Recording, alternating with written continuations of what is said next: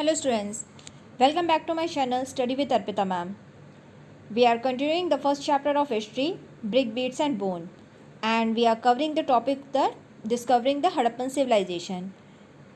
Discovering the Harappan civilization का पहला part already हमने बात कर दी है, जिसमें कनिंघम के बारे में बात हुई है कि किस तरह से आपके हड़प्पन सिविलाइजेशन के कुछ सबूत या उस समय की कुछ चीज़ें जो है उनके टाइम पीरियड में मिलती है, लेकिन वो स्ट्राइक नहीं कर पाते हैं कि कोई एक सिविलाइजेशन ऐसी होगी जो कि महाजनपद के टाइम पीरियड से पहले की होगी. ओके, सो वो कनेक्ट नहीं कर पाते उस चीज़ को.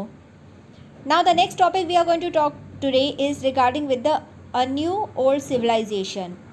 ओके, यानी जो ओल्ड सिविलाइजेशन है, ओल्डेस्ट सिविलाइजेशन की खोज किस तरह से हुई है. Subsequently, seals were discovered at Harappan by archaeologists such as Dayaram Sahni in the early decades of the 20th century in layer that were definitely much older than the early historic levels. तो देखिए, India के जो सभ्यता या civilisation का जो सबूत है वो मेनली हमें मिल रहा है महाजनपद के टाइम पीरियड से, यानी कि 600 BCE टाइम पीरियड से. तो उसके पहले तो लोगों ने सोचा ही नहीं था कि कोई बसा होगा. ठीक है, उसके पहले कोई मेन सिविलाइजेशन, एक प्रॉपर सभ्यता, एक proper amount of the peoples, good amount of the peoples living in a specific area, इस तरह का कोई भी वजूद हमें मिला नहीं था या हम सोच ही नहीं सकते थे. तो जो हड़प्पा की सील्स हैं, ओके, जो मोहरें हैं हड़प्पन टाइम पीरियड की, उसको दयाराम साहनी ने जो है और उसी की तरह कई और आर्कोलॉजिस्ट जो थे उन्होंने खोजा है नियर अबाउट 20th सेंचुरी में. ओके, सो जब खुदाई हो रही थी आपका महाजनपद के बारे में और बुद्धा और जैनिज़्म इन सब के टाइम पीरियड के रिगार्डिंग जब खुदाई हो रही थी, तो उसी टाइम पीरियड में हमने देखा कि जो है the layer of the earth, ठीक है, ज़मीन जो है उसमें भी लेयरिंग अगर आप कर लीजिए तो बहुत पुराने लेयर्स के कंटेंट में हमें वो सबूत जो है वो सील्स उस लेयर्स में मिले हैं. It was then that the significance began to be realise.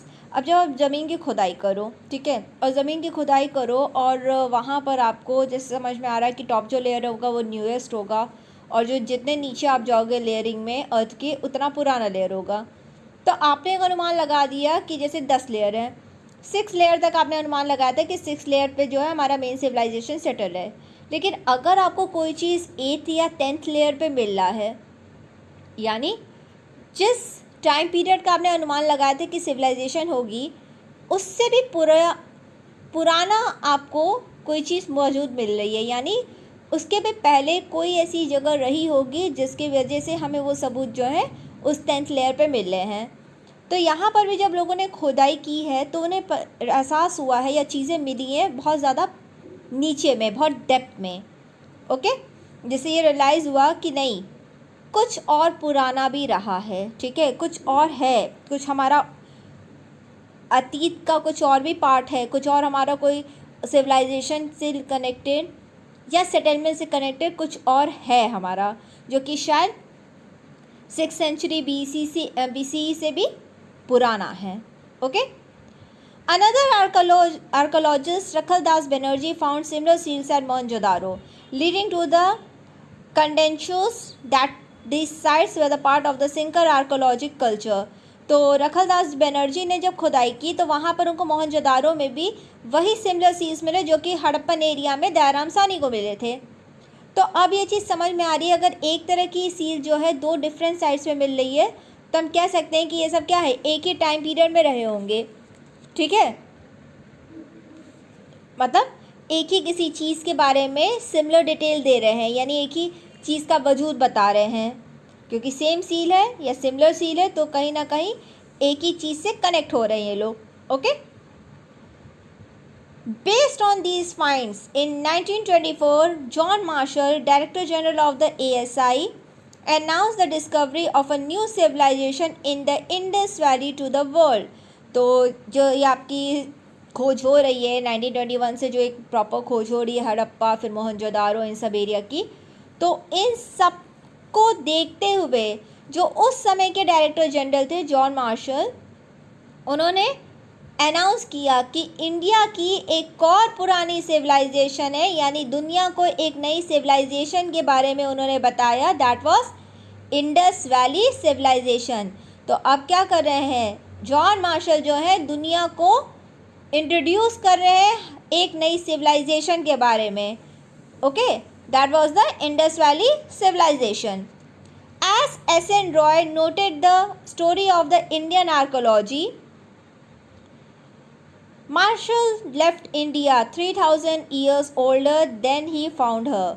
तो S.N. रॉय की जो आपकी बुक है उसमें क्या है लिखा है, बुक क्या नाम क्या है, the story of the Indian archaeology, उसमें लिखा है कि Marshall left India 3000 years older than he found her, मतलब जॉन मार्शल जब इंडिया से गए तो उन्होंने इंडिया को और 3000 साल पुराने एज को रिप्रेजेंट करते हुए बताया। ठीक है, यानी हम अभी मान रहे हैं कि हमारे जो इंडिया है उसका एक बेस जो है वो 600 BCE से है, वही जॉन मार्शल की खोज की वजह से पता चला कि नहीं, हमारी जो सिविलाइजेशन है यानी हमारा वजूद जो है 3500 BCE से है, यानी 3000 साल और हमें ओल्डर कर दिया, यानी हम और ज़्यादा पुरानी है, हमारी सिविलाइजेशन और पुरानी है। Okay, this was because similar till then unidentified seals they found ex excavation as Mesopotamian site. तो ये जो आपकी खोज हो रही है इसका इसी तरह की चीज़ें जो हैं वो हमें मेसोपोटामिया में भी मिल रही है, कई सारी मेसोपोटामिया की साइट्स हैं जहाँ पर हड़प्पन टाइप वाली सील्स जो है मिल रही है। So it was then that the world knew not only of a new civilisation but also one of the contemporaries with Mesopotamia, यानी जब हमें मेसोपोटामिया में भी हड़प्पन टाइप की सील्स मिली तो हमें स्ट्राइक हुआ कि एक नई सिविलाइजेशन की बात सिर्फ हम नहीं कर रहे हैं बल्कि हम ऐसी सिविलाइजेशन की बात कर रहे हैं जो मेसोपोटामियन टाइम पीरियड में रही है, यानी ये दोनों क्या है, एक ही टाइम पीरियड को शेयर कर रहे हैं, यानी हमारी जो सिविलाइजेशन है वो मेसोपोटामियन सिविलाइजेशन की तरह पुरानी है।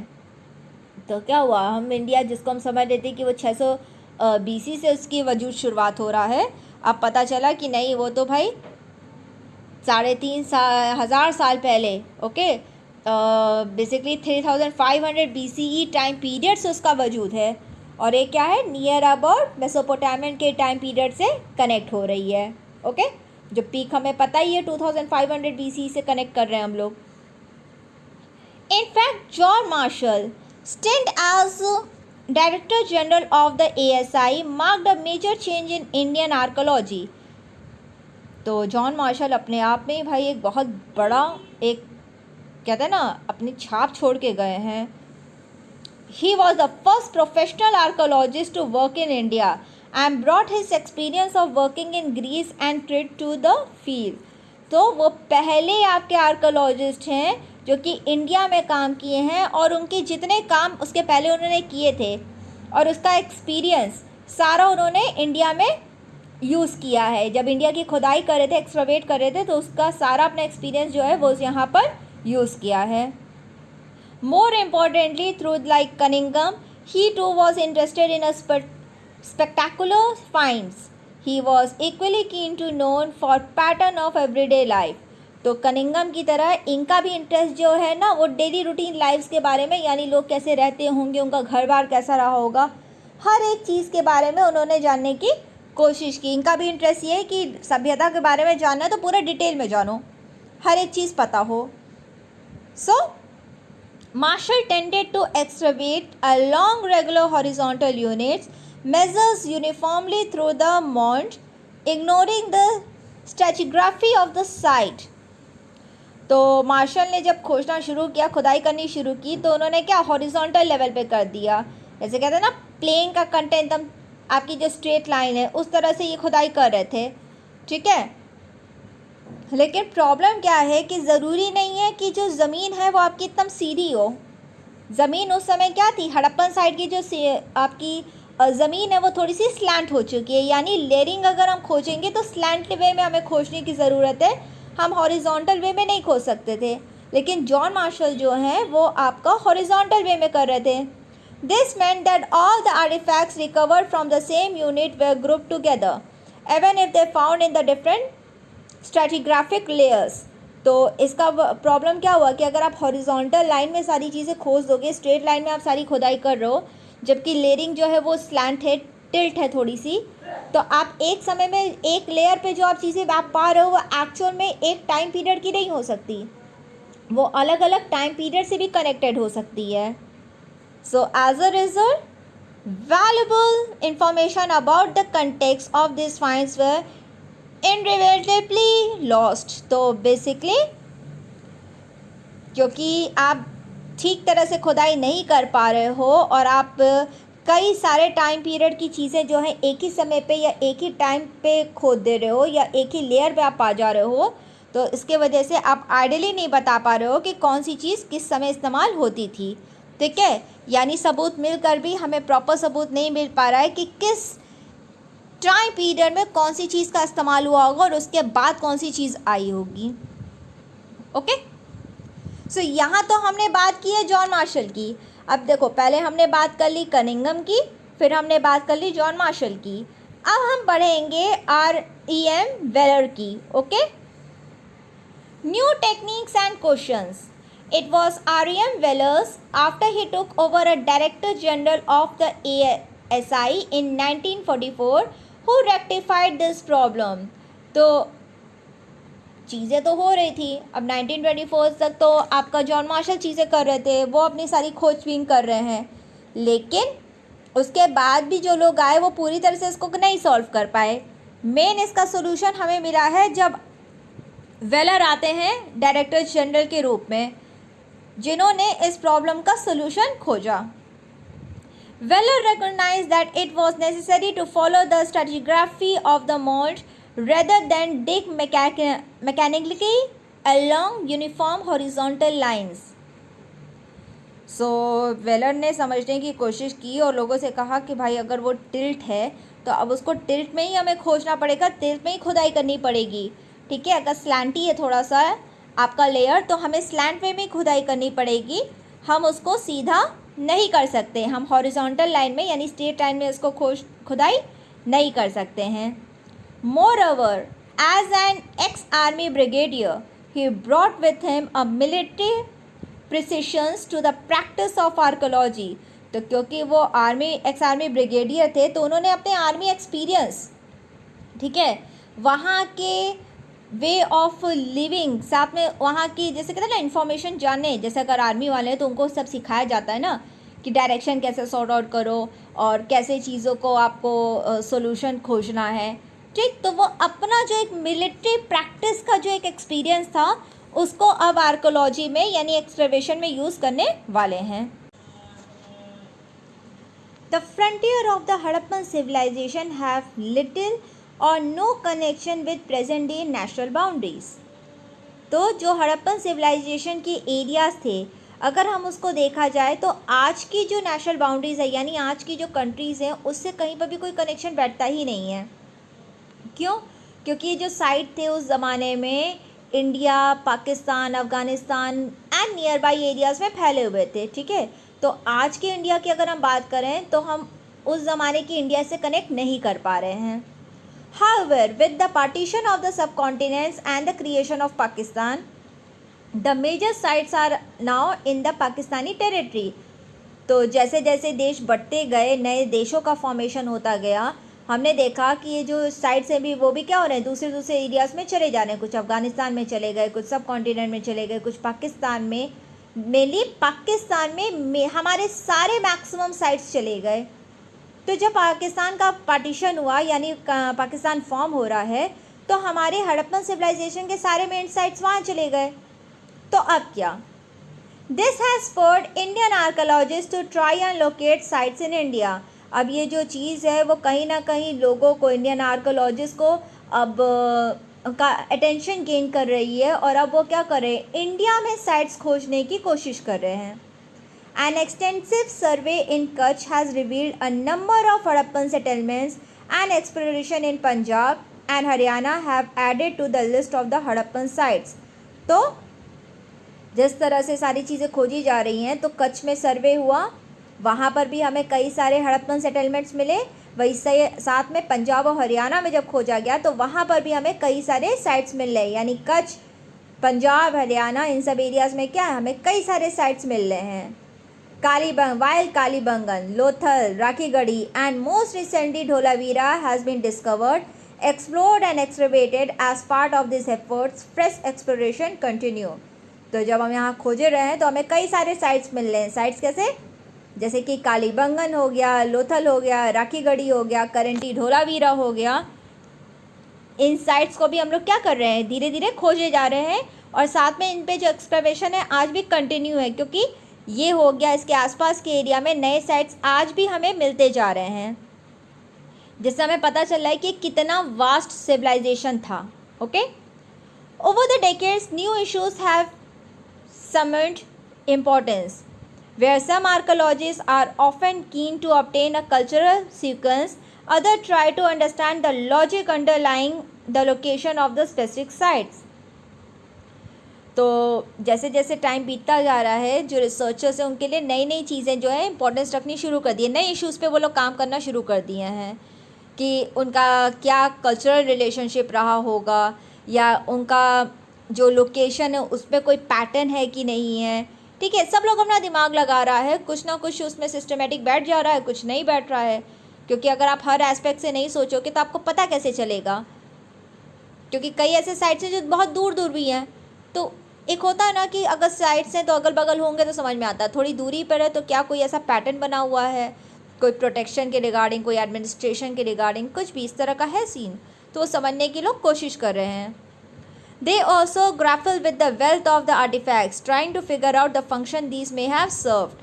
तो हड़प्पन एरियाज़ में जो बहुत ज़्यादा चीज़ें पाई गई हैं उसको भी समझने की कोशिश की जा रही है कि क्या इसका भी कोई रिलेशनशिप है, क्या कोई इसका मतलब इस्तेमाल होता होगा, या किस वे में इसको कोई प्रॉस्पेरिटी या किसी चीज़ से कनेक्टेड है। So that content. Since the 1980s, there has always been growing international interest in Harappan archaeology. Specialists from the subcontinents and abroad has jointly working at both Harappan and Mohenjo-daro. तो 1980s के बाद हमने देखा है कि इसका क्या हो गया, वर्ल्ड को अटेंशन मिल चुका है कि भाई एक one of the earliest civilization अब मिली है इंडिया में, तो सब लोग इसमें आके रिसर्च करना चाह रहे हैं। तो नेशनल हो या इंटरनेशनल रिसर्चर्स इंडिया में आ रहे हैं, और हड़प्पा और मोहनजोदारो दोनों एरियाज़ में कंटिन्यूस काम कर रहे हैं और वहाँ पर के बारे में जानकारी हासिल करना चाह रहे हैं। अब हमेशा न्यूज़ में देखते हो, कभी कुछ मिलता है कभी कुछ मिलता है ज़बेट साइट्स पे, तो क्या हो रहा है, लोग कंटिन्यूस इस पर एक्सकवेट कर रहे हैं। They are using modern scientific techniques including surface explorations to recover traces of clay, stone, metals and plants and animals remains, as well as to minutely analyze every scrap of available evidence. So जितने भी scientifics हैं उन्होंने modern technique का इस्तेमाल करके हर एक चीज़ को समझने की कोशिश कर दी है। हर एक चीज़, चाहे वो क्ले के ट्रेसेस हों, स्टोन हों, मेटल्स हों, प्लांट्स और एनिमल्स के वजूद हों जो रिमेन्स मिले हों, हर एक चीज़ को माइन्यूटली बहुत बारीकी से, ठीक है, बहुत ही बारीकी से एनालाइज किया जा रहा है। हर एक एविडेंस को बहुत बारीकी से समझने की कोशिश की जा रही है। क्यों? क्योंकि कहीं पर कोई चाह रहा है कि कुछ छूटे ना, नज़रअंदाज कुछ भी नहीं करना है, सब चीज़ें समझनी है, हर एक एस्पेक्ट से चीज़ों को खोजना और समझना है, क्योंकि हम क्रिएट कर रहे हैं, हमें आइडियली नहीं चीज़ें पता, हम क्रिएट कर रहे हैं। तो अगर हमसे कोई भी चीज़ की चूक होगी तो एक बहुत बड़ी डिस्कवरी हम मिस कर सकते हैं। इसलिए this exploration promise to yield interestingly results in the future. तो ये जो आपका सारा एक्सप्लोरेशन, जो एक्सकवेशन ये सब हो रहा है, रिसर्च हो रहा है, आगे चल के क्या है, हमें एक बहुत अच्छा रिजल्ट देगा, जिससे हम एक एग्जैक्ट हड़प्पन सिविलाइजेशन के बारे में जान पाएंगे। हो सकता है जो उस समय की सिविलाइजेशन है उसको हम पढ़ भी पाएँ। आपको पता है कि राइटिंग का कंटेंट तो इस्तेमाल होता था, लेकिन आज भी हम उसको डिकोड नहीं कर पाए हैं, तो शायद हम लोग कर ले जाएँ। तो ये बहुत बड़ा हमारा क्या होगा, एक सक्सेस होगा. Okay, so for today this much only. We will continue our last topic of this chapter in the next video. So if you like the channel, please like it, subscribe the channel and share with the others. Till then, good day everyone.